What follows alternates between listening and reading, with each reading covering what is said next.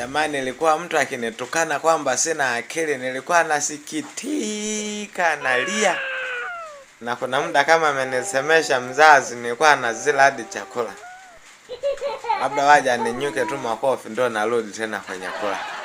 Lakini sasa saizi hivi mtu hata atukane sina akili namna gani, hata sijali yani. Kwanza mwenyewe najiona saizi na akili. Kuna siku mtu akaniambia alikuwa anajisemesha watakuwa yule binti anatatizwa kwenye mji wa mimba. Sasa nikakujiongeza, nikaenda kwenye ramani ya Afrika, nikatafuta mji wa mimba sikuuona. Nikaenda kwenye ramani ya dunia nzima, nikatafuta mji wa mimba sikuuona.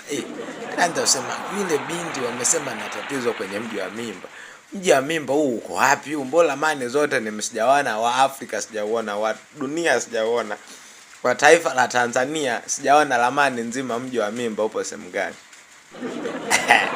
Kumbe saizi nimeshajua mji wa mimba upo kwa binadamu, upo kwa mtu.